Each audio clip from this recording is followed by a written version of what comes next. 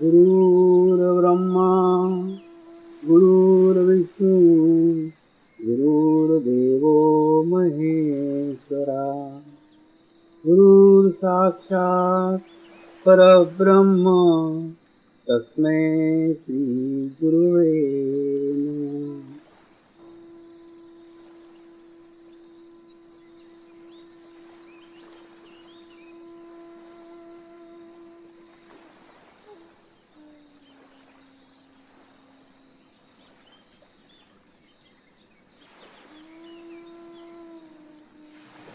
मेरे साथ ध्यान की शुरुआत करेंगे।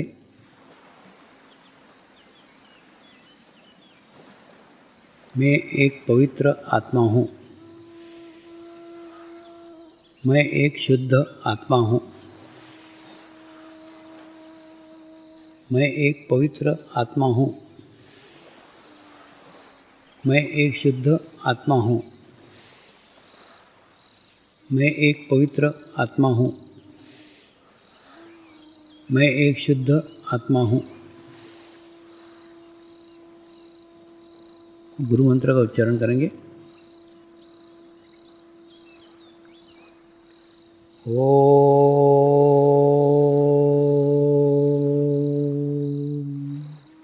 श्री शिवकृपानंद स्वामी नमो नमः। ओम श्री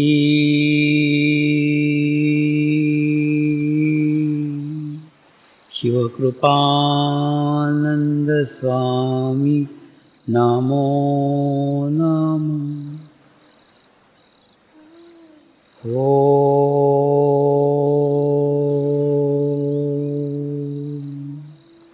श्री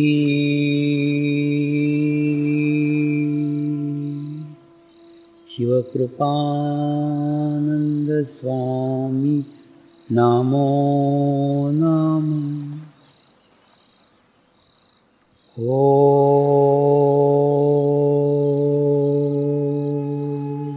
ओम श्री शिवकृपानंद स्वामी नमो नमः।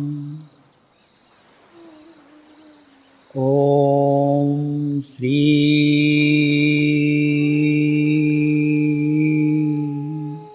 शिवकृपानंद स्वामी नमो नमः। ओम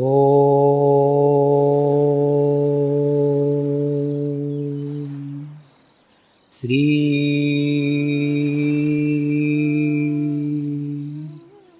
शिवकृपानंद स्वामी नमो नमः। ओम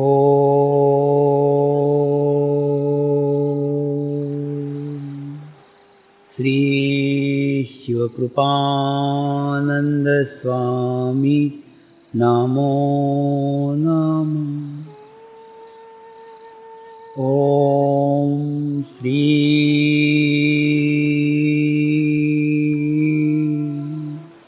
शिवकृपानंद स्वामी नमो नमः। ओम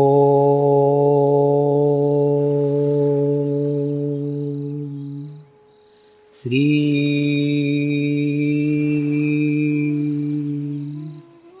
शिवकृपानंद स्वामी नमो नमः।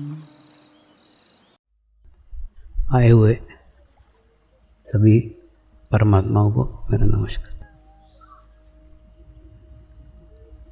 आज महाशिवरात्रि के पावन पर्व पर आज हम लोग परमात्मा की असीम कृपा में यहाँ एकत्रित हुए हैं। आज का महाशिवरात्रि का पर्व कई मायनों में बड़ा महत्वपूर्ण है। आज महाशिवरात्रि का पर्व भी है और सोमवार भी है।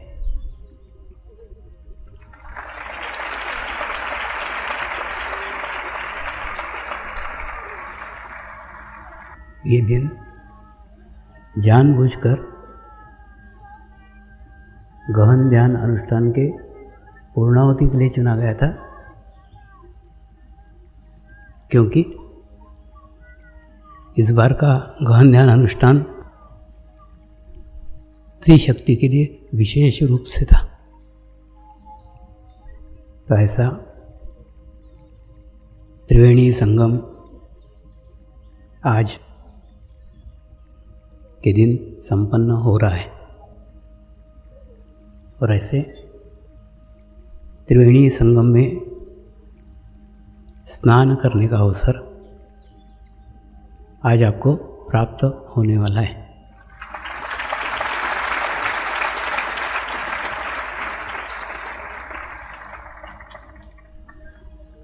यह अनुष्ठान स्त्री शक्ति के दृष्टि से अत्यंत महत्वपूर्ण था। इसके अंदर स्त्री शक्ति ने अपनी आध्यात्मिक प्रगति की है।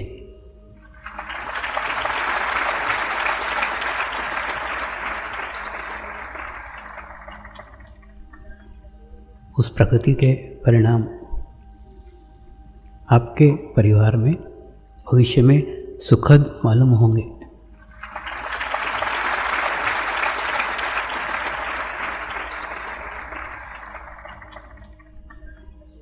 जो कार्य हुआ वो अति सूक्ष्म रूप से हुआ। सूक्ष्म रूप से इसलिए हुआ, इस अनुष्ठान में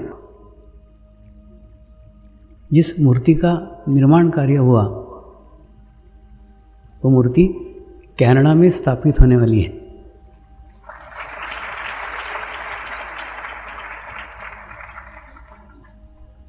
कनाडा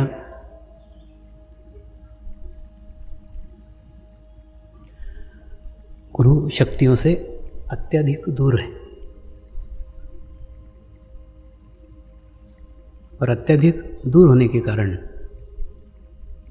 उसके अंदर अति सूक्ष्मता की आवश्यकता होती है, अति ऊर्जा की आवश्यकता होती है, अति शक्ति की आवश्यकता होती है। मैं जब सर्वप्रथम कनाडा गया था तो कनाडा में प्रत्येक मनुष्य मात्र के लिए प्रार्थना की गई और अपने हृदय के दरवाजे प्रत्येक मनुष्य के लिए खोल दिए थे, फिर वो किसी भी जाति का हो, किसी भी धर्म का हो, किसी भी देश का हो, किसी भी रंग का हो, क्योंकि यहाँ से कनाडा तक की दूरी में सारा विश्व ही समा जाता है। उसी दृष्टिकोण से तीसरी मूर्ति का स्थापना का कार्य आज संपन्न हो गया है।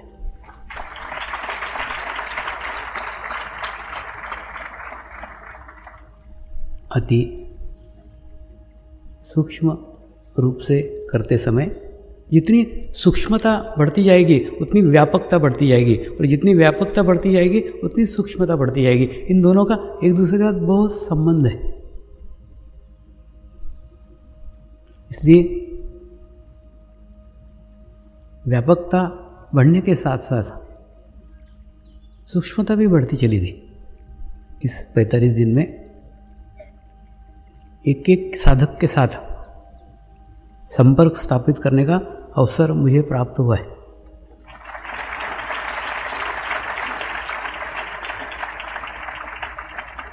और इसका अनुभव प्रत्येक साधक को इन 45 दिनों में हुआ होगा। स्त्री शक्ति में भी 3 प्रकार की स्त्रियां थी। एक थी जो संपूर्ण समर्पित होकर इन 45 दिनों में जुड़ गई, जो जुड़ गई, जो अस्तित्व विहीन हो गई, तो उनके अस्तित्व का और अस्तित्व के भविष्य का कुछ प्रश्न ही नहीं। दूसरी वो स्त्रियाँ थी जो तात्कालिक रूप से जुड़ गई, सिर्फ इन 45 दिनों में जुड़ी है, बाकी नहीं थी। तब उनको एक स्थिति मिली है, इन 45 दिनों में एक स्थिति मिली है। देखिए, एक गाड़ी को खड्डे में से रोड पे लाना बहुत कठिन है, लेकिन जो गाड़ी रोड पे है उसको धक्का देना आसान है। तो 45 दिनों में एक अच्छी स्थिति आपको प्राप्त हो गई है, उस स्थिति को बनाए रखो, उसको खो मत।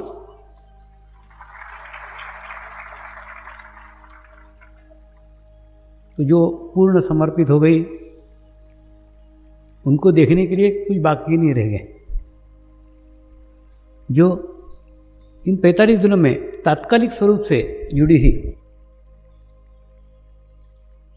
वो यही स्थिति कंटिन्यू बनाए रखिए। ये उनके लिए मैसेज है, उनके लिए संदेश है। मेरा चित्त तो उन स्त्रियों पे अधिक था जो ध्यान सीख के भी ध्यान नहीं कर रही है, किसी भी कारण से, घर के कारण से, घर के कार्य से।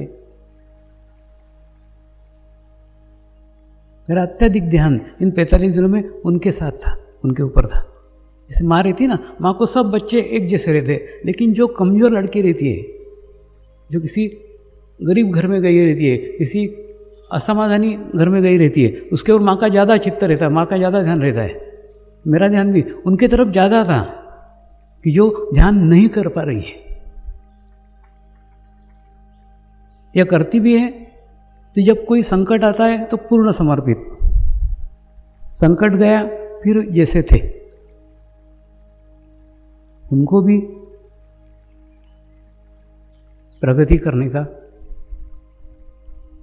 उनको भी प्रोग्रेस करने का अवसर इस समय मिला है।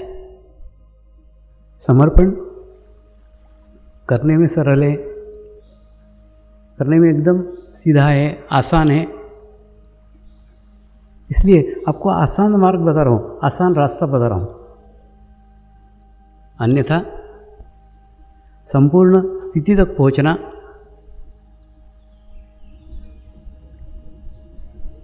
अंतिम लक्ष्य तक पहुँचना अत्यंत कठिन है। आपके साथ अनेकों लोग जुड़े हुए हैं, अनेकों लोग आपसे संबंधित हैं, अनेक लोगों में आपका अटैचमेंट है, बहुत सारे लोगों का आप में अटैचमेंट है। इसको अगर विस्तृत रूप में बताऊं तो उसके ऊपर ही एक पुस्तक हो जाएगी। पुस्तक पे से याद आया, हिमालय का समर्पण योग का 3रा भाग भी पूर्ण हो गया।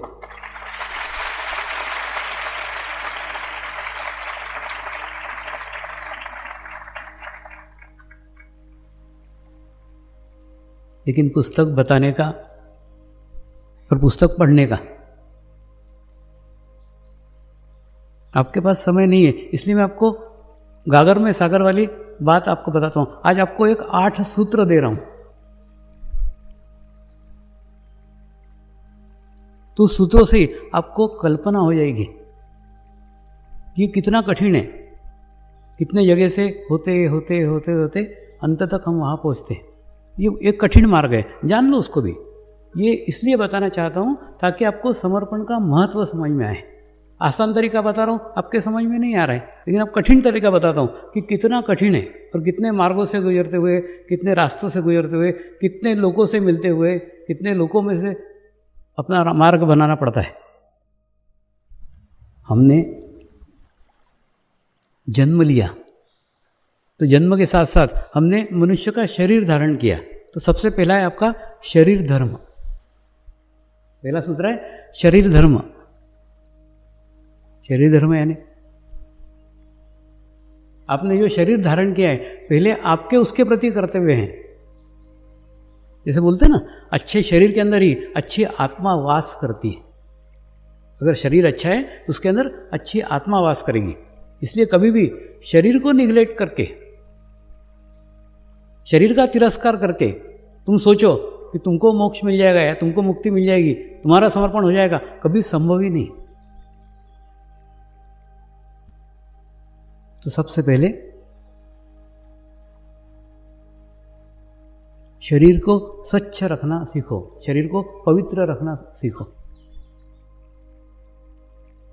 अंदर से भी और बाहर से भी, दोनों ही ओर से आपका शरीर पवित्र होना चाहिए, आपका शरीर शुद्ध होना चाहिए। जितना शुद्ध रखोगे, जितना पवित्र रखोगे, उतना ही आपके आध्यात्मिक मार्ग में वो आपको सहायक सिद्ध होगा। जैसे आपको किसी सफ़र पे चलने का है, तो क्या करते हो, पहले अपनी गाड़ी को व्यवस्थित देख लेते हो, उसमें हवा है कि नहीं, उसमें बराबर पेट्रोल है कि नहीं, उसके अंदर बराबर व्यवस्था है कि नहीं, बाकी सब। तो जब मोक्ष के मार्ग पे चल रहे हो, मोक्ष के रास्ते पे चल रहे हो, तो अपने गाड़ी को तो देखो, जिसके ऊपर बैठ करके तुम सवारी करके जाने वाले हो। तो शरीर को तुम हाड़ मांस का पुतला बोलो, मांस का लोथड़ा बोलो, गंदगी का कीड़ा बोलो, कुछ भी गालियां दो, लेकिन बिना शरीर के मोक्ष संभव ही नहीं है। तो उस शरीर का और आपका भी रिश्ता एक बच्चे और एक माँ शरीर का रहता है। माँ रहती कि नहीं, बच्चा क्या चाहता है, क्या मांगता है, उधर ध्यान नहीं देती, उसको क्या देना उचित है, क्या देना चाहिए, क्या देने से वो विकसित हो सकता है, क्या देना उसके स्वास्थ्य के लिए अच्छा है, इन सब बातों का ख्याल माँ रखती है। वो बच्चे को अच्छा लगता है कि नहीं लगता है, बच्चा हंसता है कि रोता है, उससे उसको कुछ लेना देना नहीं है। माँ अपना कर्तव्य करते रहती है, क्या उसके लिए उचित है, क्या उसके लिए सही है, कि क्या उसके लिए उपयुक्त है। जो उपयुक्त है वो करती है, जो उपयुक्त नहीं है वो नहीं करती। ठीक आपको भी आपका देह का ख्याल माँ बनकर के करने का है। उस देह के लिए क्या अच्छा है, क्या बुरा है, शांत बैठो। तुम शांति से बैठते ही नहीं, शांति से बैठोगे ना, बहुत कुछ बातें तुमको तुम्हारे भीतर से मालूम पड़ेगी कि जो शरीर कर रहा है वो सही है कि नहीं कर रहा है वो सही है, बराबर आपको पता चलेगा। तो आपका नियंत्रण, आत्मा का नियंत्रण उस शरीर के ऊपर हो जाएगा। तो आपका शरीर आत्मनियंत्रित होना चाहिए। तो शरीर को क्या सुनना चाहिए, क्या सुनने से शरीर की प्रगति हो सकती है, शरीर का प्रोग्रेस हो सकता है, वो अच्छी बातें सुनिए। क्या देखने से शरीर की प्रगति हो सकती है, शरीर का प्रोग्रेस होता है, वो सब बातें देखिए। देखना भी बहुत महत्वपूर्ण रखता है, क्योंकि देखने का संबंध सीधा चित्त के साथ है।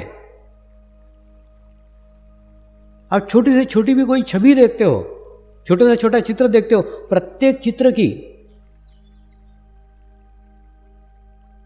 वाइब्रेशंस, प्रत्येक चित्र के आभामंडल, प्रत्येक चित्र का ओरा आपके चित्त के ऊपर प्रभाव डालते रहता है, अच्छा या बुरा। आंखें चित्त की माध्यम है, उसके माध्यम से चित्त ग्रहण करते रहता है। तो आप क्या देखते हो उसको बहुत महत्व है। दुनिया में तो बहुत सारा दिखेगा, उसमें से हमारे शरीर को क्या योग्य है, हमारे शरीर के लिए क्या पोषक है, क्या देखने से हमारा चित्त सबल हो सकता है, सशक्त हो सकता है। आपका सारा ध्यान उस दृश्यों की तरफ होना चाहिए, उन चित्रों की तरफ होना चाहिए। और इस प्रकार क्या सुनना चाहिए, क्या देखना चाहिए, ऐसे क्या बोलना चाहिए, क्या बोलना उचित है, क्या बोलना उचित नहीं है। जो बातें बिना बोले ही काम चल सकता है, उसको बोलने की आवश्यकता क्या है। कई बार साधक जीती हुई बाजी बोलने के कारण हार देते। उस समय वो 2 मिनट चुप रहते, सब कुछ हो गया था। तो आपका नियंत्रण आपके वाणी के ऊपर होना चाहिए।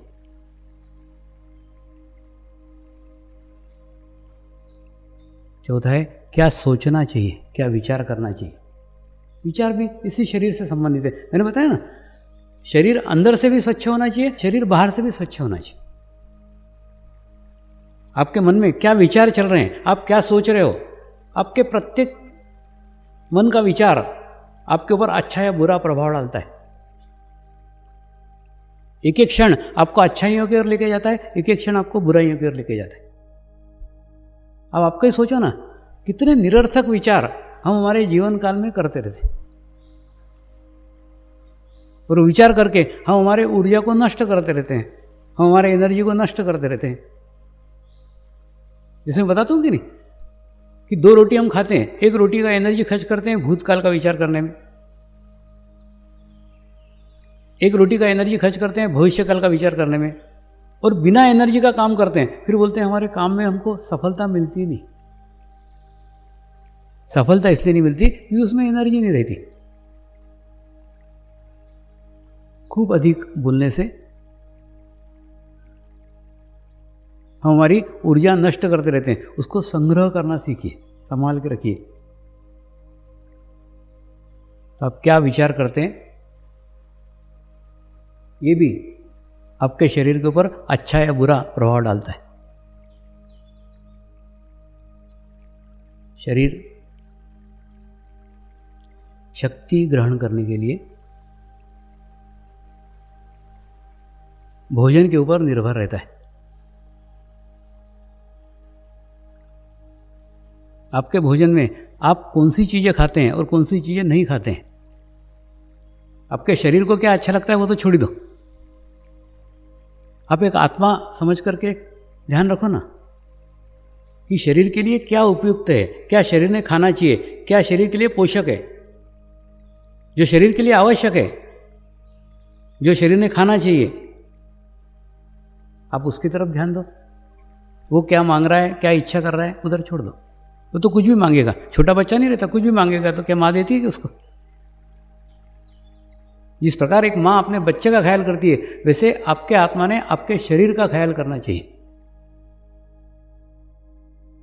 भोजन आपके शरीर के उम्र के अनुसार तय होता है। आपकी उम्र क्या है, आप उम्र के किस पड़ाव में हैं, उस उम्र के अनुसार आपके शरीर की स्थिति होती है और शरीर की आवश्यकता रहती है। खाने के लिए जीना नहीं है, जीने के लिए खाना है। मतलब खाना माध्यम है हमारे गोल तक पहुंचने का, हमारे लक्ष्य तक पहुंचने का, ताकि शरीर बनाए रख सके, शरीर की ऊर्जा बनाए रख सके। कम खाएंगे तो भी नुकसानदेह, अति खाएंगे तो नुकसानदेह, उपवास करेंगे तो नुकसानदेह, भरपेट खाओगे तो नुकसानदेह। योग मार्ग में भोजन को बहुत महत्व है। ये दोनों आती है, उपवास भी आती है और खूब पेट भर खाना वो भी आती है। खाना खाते समय आपका पेट थोड़ा खाली होना चाहिए, मध्य में रहो, बीच में रहो, अति कुछ भी नहीं चाहिए। क्योंकि उपवास करके भी हमारा भावनात्मक पक्ष कमजोर होता है, लेफ्ट साइड हमारी वीक होती है, हम इमोशनल हो जाते हैं। और उपवास भी करना है तो भगवान के नाम पे क्या को, आज मेरी इच्छा नहीं है उपवास, तुम भगवान को क्यों दोष देते हो? एक बच्चा माँ को बोले माँ तेरे नाम पे आज मैं उपवास कर रहा हूं, सोचो दिन भर वो मार होती रहेगी, और तू मेरे नाम पे कर। तो परमात्मा के नाम पे तो भी उपवास मत करो। उपवास करना है आपकी इच्छा है। एक्चुअली उपवास का उद्देश्य क्या था कि आपका चित्त खाने में से निकल जाए। निकल रहा है क्या? नहीं, उल्टा आज महाशिवरात्रि है, क्या क्या बनेगा उसके व्यंजन आ रहे हैं 8 दिन से वो तो महंगी पड़ गई महाशिवरात्रि। तो ऐसे भगवान के नाम पे उपवास मत करो। उपवास करना है आपकी इच्छा, आज नहीं खाने का है, हेवी लग रहा है 2 दिन से, उपवास क्या है? माने उस उपवास पे भी आपका नियंत्रण होना चाहिए, दूसरे के मत्थे मत मड़ो उसको। तो मध्य मार्ग में रहो। अति खूब खाना भी अच्छा नहीं है, उपवास भी अच्छा नहीं है, दोनों हानिकारक है। क्या होता है मालूम है, अगर अपन ध्यान करते हैं, मेडिटेशंस करते हैं, तो अपने अंदर की कुंडलिनी ऊपर की ओर जाती है, और अगर आंतड़ों में कुछ नहीं रहा, खाली पेट रहा, तो क्या होगा, वो आंतड़ों को जलाएगी। इसलिए योग मार्ग में दोनों वर्जित है, अति खाना भी वर्जित है, उपवास भी वर्जित है। तो भोजन आपके शरीर को बराबर मिल रहा है कि नहीं, अब आपका ध्यान रखो ना, शरीर ज़्यादा उपवास तो नहीं कर रहा है, शरीर एकदम पेट भर के तो नहीं खा रहा है। कुछ लोग इतना खाना खाते हैं 2 घंटे मतलब उनके अंदर स्टैमिना ही नहीं रहता उठने का, उठना नहीं, अभी 2 घंटे तो आराम कर। इसका मतलब वो अति में चला गया। और दूसरा, योगियों ने दोपहर को नींद नहीं निकालनी चाहिए। खाना खा लिया, 15 मिनट आराम करो, बैठो, लेकिन सो मत। जो सोते हैं दोपहर को 2 बज गए सो जा, बच्चों को भी सीख देते हैं, 2 बज गए चल सो जा, बच्चों को भी सुलाते, जैसे उनको आदत लग जाती है बच्चों को 2 बजे से 5 बजे खेलने जाना, 5 बजे तक सो जा, मतलब खुद भी माँ सोएगी, बच्चों को भी बिगाड़ेगी। तो दोपहर को सोना वर्जित है, दोपहर को नहीं सोना चाहिए।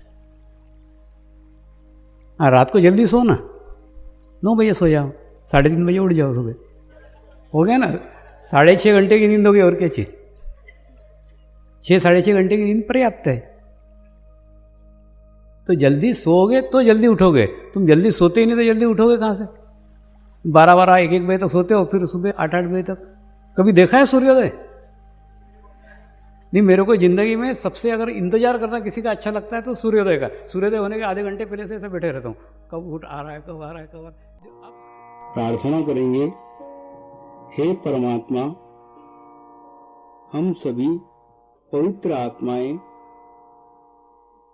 आपको हृदय से प्रार्थना करते हैं कि सारे विश्व में शांति हो, सारे विश्व के आत्माओं की आध्यात्मिक उन्नति हो एवं सर्वांगीण उन्नति हो।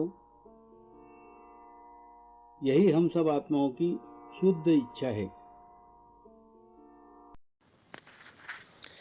हे परमात्मा, हम सभी पवित्र आत्माएं आपको हृदय से प्रार्थना करते हैं कि हमारे सद्गुरु श्री शिव कृपानंद स्वामी जी का स्वास्थ्य सदैव अच्छा रहे, उनकी आयु दीर्घ हो।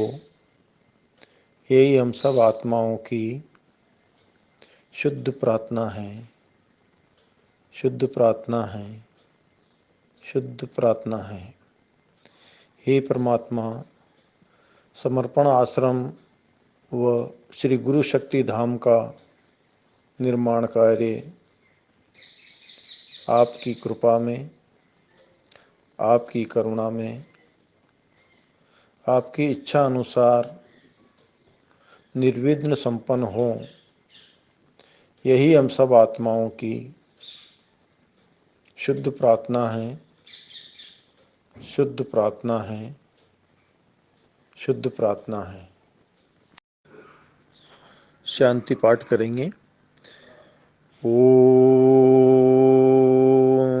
ध्यो शांति अंतरिक्ष गुम शांति पृथ्वी शांति रापः शांति औषधयः शांति वनस्पतयः शांति विश्वे देवाः शांति ब्रह्म शांति सर्वगं शांति शांति एव शांति सामा शांति एधि ओम